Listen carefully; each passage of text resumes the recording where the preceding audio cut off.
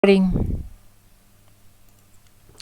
Assalamualaikum warahmatullahi wabarakatuh dan salam sejahtera kepada semua pelajar dan pendengar. Ini adalah video kita yang ketiga ya dalam bab 2 ini, di mana kita akan belajar lagi mengenai grup data. Cuma kali ini kita akan membincangkan mengenai 3 benda ya, histogram, frekuensi polygon dan juga OGIF. So, histogram, frekuensi polygon dan juga OGIF. So, benda yang paling penting bila kita nak tahu pasal histogram, frekuensi polygon dan juga OGIF ni adalah keperluan graf masing-masing. Itu yang paling penting. Apa maksud saya? Okey, kita scan sekejap. Histogram tu apa? Okey, macam ni ya. Saya akan bincang semula. Histogram ni ada dua paksi, paksi Y, paksi X, paksi Y. Paksi X ini, requirement dia adalah the class interval, iaitu dia perlukan upper boundary dan juga lower boundary. Ini pada paksi X, pada paksi Y diperlukan frekuensi. Itu adalah histogram. Polygon dia sedikit berbeza dengan histogram. Di mana dia memerlukan apa? Polygon ini dia memerlukan midpoint dan juga frekuensi. Itu adalah polygon ataupun frekuensi polygon. Sementara OGIF pula, OGIF diperlukan apa? Mana dia? OGIF dia perlukan, mana OGIF?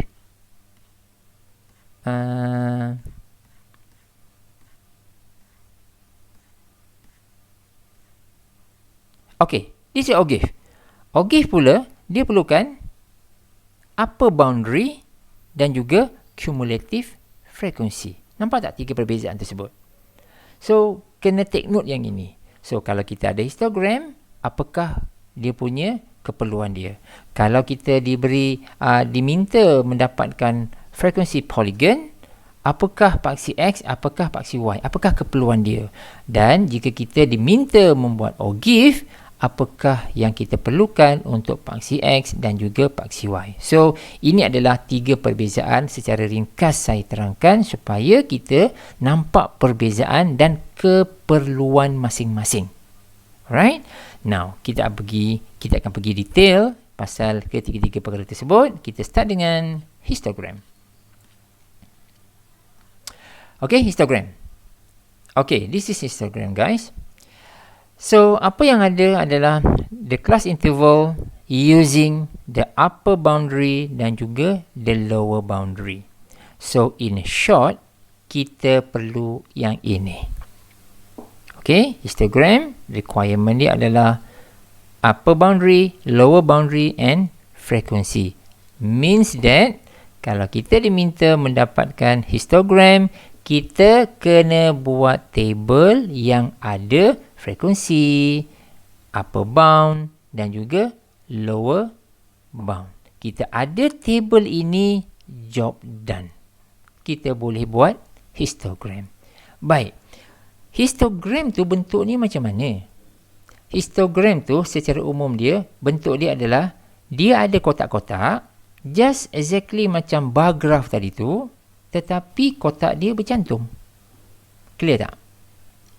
Right? Kotak dia bercantum. Dia ada boxes, ada banyak kotak, tapi kotak dia adalah saling bercantum di antara satu sama lain. Dan kita perlukan lower bound dan upper bound to connect all the point on the x-axis. Boleh? So sebab itulah histogram ni yang paling penting adalah we need the upper bound, lower bound dan we need the frequency. Kita ada dua benda ni, settle semua benda. Dan saya dah terangkan dalam video sebelum ini macam mana nak dapatkan frekuensi, macam mana nak identify the upper bound, identify the lower bound, kan? So, by using those information, kita dah boleh buat histogram. So, sebab itulah yang paling penting sekali adalah yang video 1 and video 2 tu. Sebab video 1 and video 2 tu, dia menerangkan macam mana kita nak dapatkan the midpoint, the frequency, the lower boundary, upper boundary and so on, kan? So, once kita dapat buat yang itu, dia suruh buat histogram ke, dia suruh buat polygon ni, frekuensi polygon ke, tak ada masalah. Confirm boleh buat, markah free je. Alright. Okay, habis polygon, we go to the habis histogram, kita pergi kepada polygon. Ini dia polygon ataupun disebut frekuensi polygon. The requirement is the midpoint as well as the frequency. Cuma ini ada sedikit penambahan. Apabila kita nak buat polygon ataupun frekuensi, sebenarnya polygon ataupun frekuensi ini sebenarnya dia datang daripada histogram. Histogram ni kan saya sebut tadi ada kotak-kotak, betul tak? Okey, saya tunjuk contoh lah. Okey, guys, ini is in your module. In your module, yang nampak kotak-kotak ni, ini semua ni, ini adalah histogram tau. Yang kotak sahaja tau, yang bukan yang garis bersambung ni, bukan. Yang kotak sahaja, ini adalah histogram. Yang ada garis bersambung, yang ada titik-titik tu, nampak tak? Ini is the midpoint. Contoh yang kamu nampak ini, visual kat sini, iaitu figure 2.1 ini, dia dah kacukkan dua benda. Dah kacukkan apa? Dah kacukkan, dia cantumkan histogram dengan polygon. Ya, frekuensi polygon. Dia dah cantumkan sekali. Sebab untuk melihat dia punya, dia nak tengok synchronize ke tak synchronize di antara polygon dengan histogram. So, jadi polygon biasanya tidak ada isu.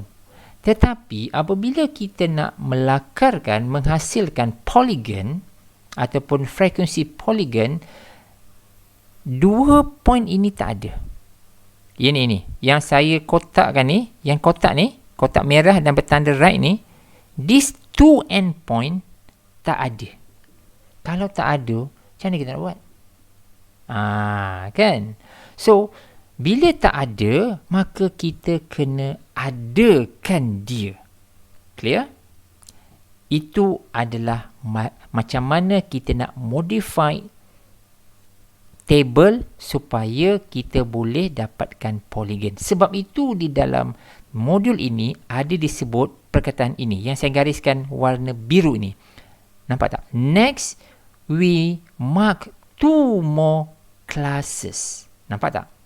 Ya, disebut 2 more classes. Inilah yang saya maksudkan dalam rajah yang saya tunjuk tadi. Ya, saya ulang semula, tengok saya tunjukkan rajah. Nampak tak ini? Endpoint ni 1 dan 2 kan? So, ini adalah 2 kelas yang kita kena tambahkan ekstra lah. Kena tambahkan ekstra. Okay? Okay. So, jadi itu adalah dia punya, nanti kita lihat contoh. Dalam my extra note ada contohnya ni. So, jadi inilah sebenarnya yang berlaku di dalam frekuensi polygon. So, midpoint of the class interval, but we need to add 2 more classes. Jadi dengan kata lain, kita kena ada table yang ada frekuensi dan midpoint. Faham kan? Kita kena ada inilah. Ada table yang ini dan kita dah boleh buat frekuensi polygon. Senang aja sebenarnya. Cuma yang susahnya adalah, bukan susah, kita nak tambah. Nak tambah apa? 2 more classes. So, I will show you how to do it. Ini adalah visual dalam modul. Ini adalah satu lagi sampel. Kamu boleh lihat. Ni kejap lagi. Mana? Okay. See here. My extra notes. Okay. Kita lihat kepada histogram terlebih dahulu. Histogram ni mudah. Ya. Histogram ni mudah. Benda yang paling penting adalah apa? Adalah we need the lower boundary dan juga the upper boundary. Kita carilah. Ini saya pakai sampel tadi ya. Saya pakai sampel yang dalam my extra note yang tadi, yang sebelum ni ya. Kita dah check yang ini tak berapa tepat kan. So kita andaikanlah ini adalah betul. Kita guna ini. So we just want to get the idea of the overall idea how to produce the histogram je sebenarnya. So, kalau kita pertimbangkan yang ini, kita kena cari lower boundary, upper boundary for each of the class. Dapatkan semua sekali dan kita start plotting. Tengok arah anak panah ni. Arah anak panah ni is all the point that we need to plot the graph in order to produce the histogram. Nampak kan? Nampak kan visual ni? So nak di sini 33.5 kan? Dekat mana? Start dekat sini. Ya, saya tulis dah sini 33.5 and then it goes to 43.5. Dekat mana ni? Dekat sini pula 43.5. Nampak tak? So dan dia berterusan 111 sampailah 103.5 which is here. Kat sini. Okay, so ini adalah histogram. Okay, satu hal histogram basically senang. Kita hanya menggunakan dua benda ni sahaja, lower and upper boundary. That's it. Plotting the graph, cantumkan semua, settle, job done. Now, apabila kita nak buat frekuensi polygon, memang betul kita akan cantumkan midpoint semua ni, betul, tapi endpoint tak ada. Kita kena cari. So, kita belajar satu benda baru, bukan benda barulah. Ya.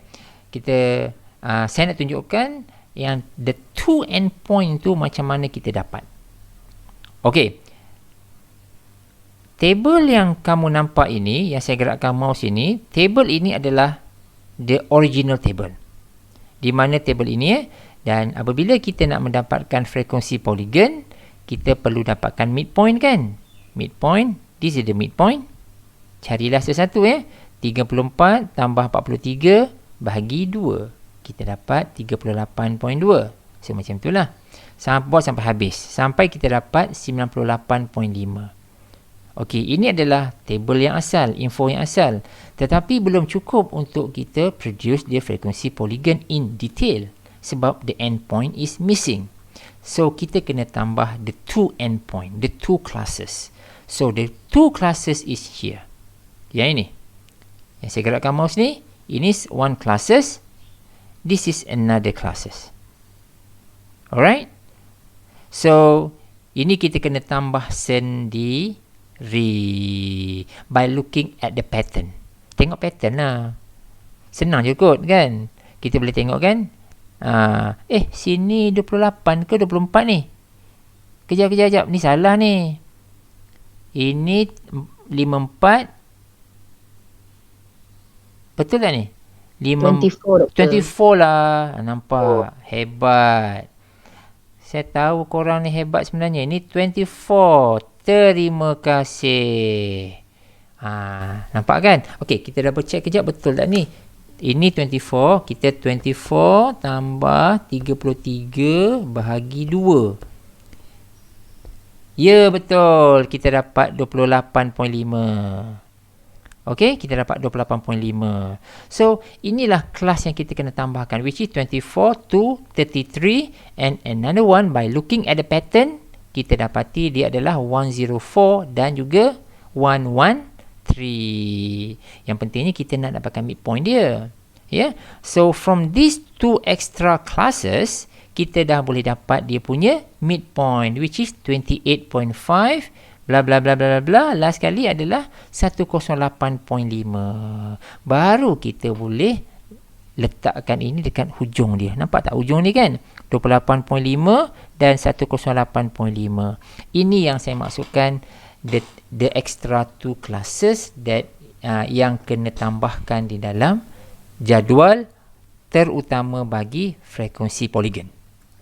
Itu maksud dia. So harap semua jelas ya. Itulah yang dimaksudkan dengan macam mana kita nak buat frekuensi polygon. Okey, ada lagi tak kat bawah ni?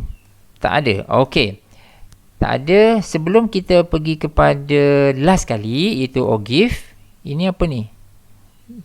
Dalam modul ni dia terangkan dulu ini ya. So kita follow je lah modul ni, dia punya sequence dia. The shape of histogram. Ya, shape dia ada 3 ya. Satu adalah symmetric, yang kedua adalah skewed to the left, the last one is skewed to the right. Ya, skewed BM dia adalah pencong, kepencongan. So dia sama ada dia adalah simetri, dia pencong ke kiri ataupun pencong ke kanan. Itu dalam istilah bahasa Melayu lah. So skewed to the left, skewed to the right, ataupun satu lagi istilah adalah apa? Negatively skewed. Sama lah tu. positively skewed. So ini semua istilah-istilah yang kita nak pakai. So rajah dia macam mana? Rajah dia adalah macam ni. Ni dia. Ni kamu boleh tengok dah ya. Visual dia from the left, symmetric, skewed to the right. So ini adalah dia punya lakaran ataupun penerangan mengenai skewedness, ya, kepencongan, shape of the histogram. Okey, yang berkenaan dengan mean, median, mode ini kita bincang kemudian. Ini secara umum sahaja. Okey, ini kamu boleh baca ya, symmetric, semua ni. Okey, now.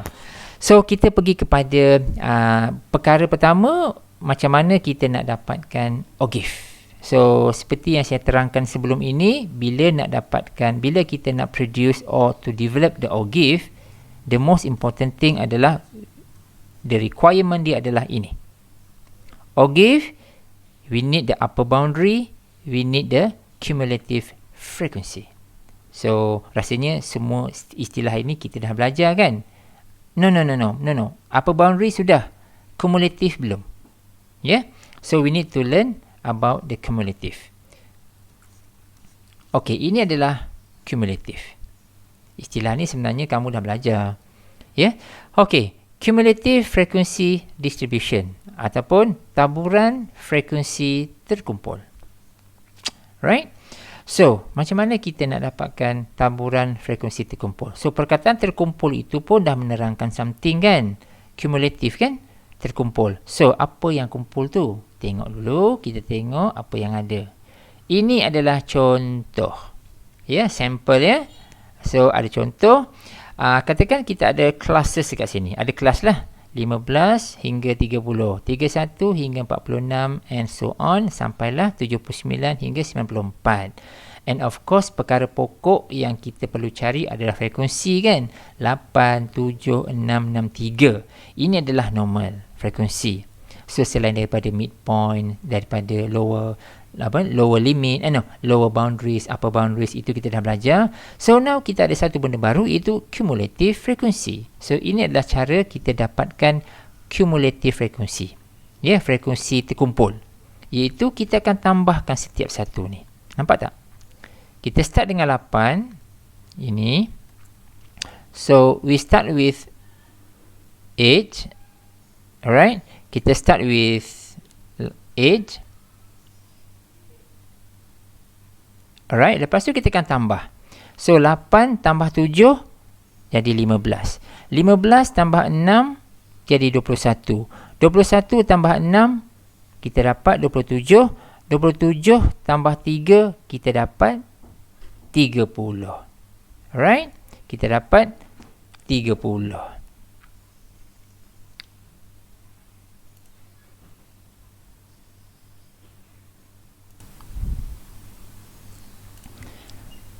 Okey So sekarang ni ini adalah cumulative frequency kita dah cari tadi, dan ini adalah macam mana proses seterusnya kita nak dapatkan OGIF itu.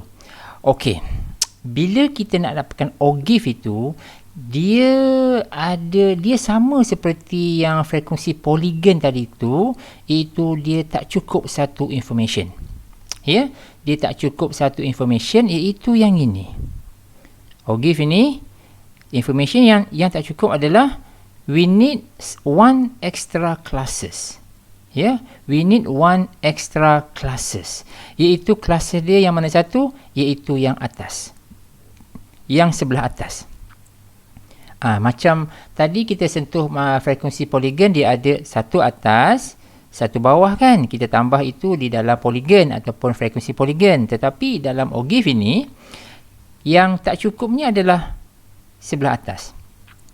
So kita kena tambahkan. So jadi dalam kata lain, kalau kita nak tambahkan dia, maka kita akan tambahkan one extra classes, iaitu yang ini. Ya,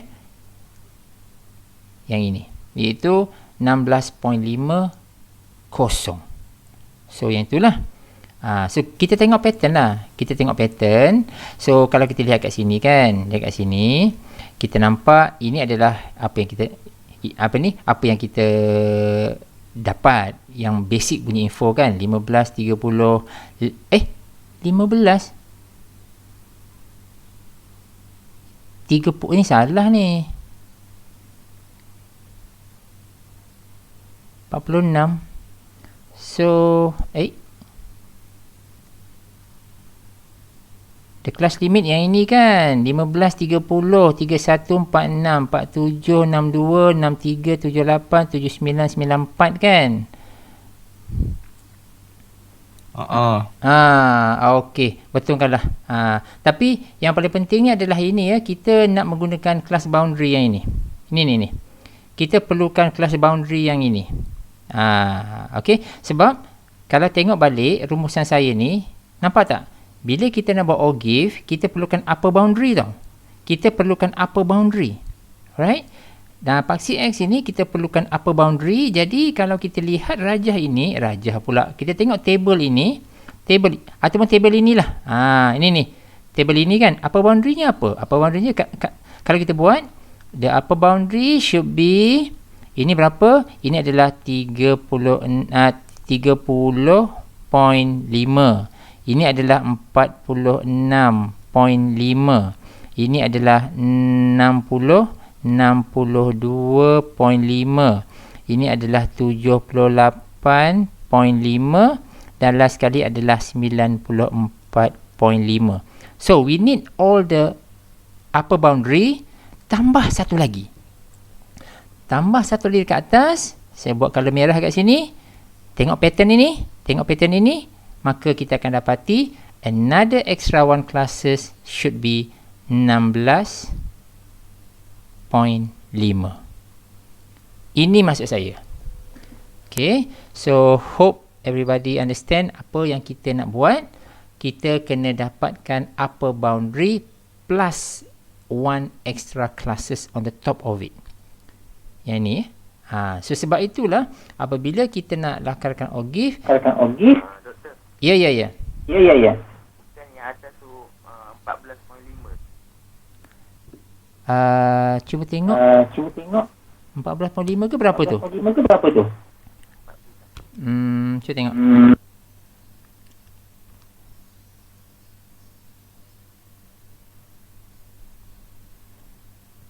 Boleh sama dikira 46.5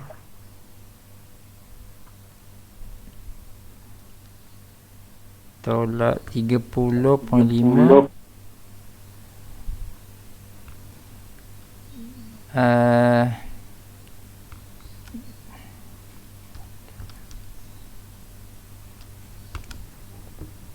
Kalau kita tengok ini ini sepatutnya berapa ini? Ini dia sepatutnya berapa ni? Okey, kita buat sini dululah. Kita buat extra class kat sini. Kalau ini 15, macam ni. Ini akan jadi berapa? 1 hingga 14. 1 hingga 14 1 hingga 14. Oh ya, betul. So dekat sini sepatutnya dia akan jadi 14.5 ya. Terima kasih. So the upper boundary gonna be 14.5.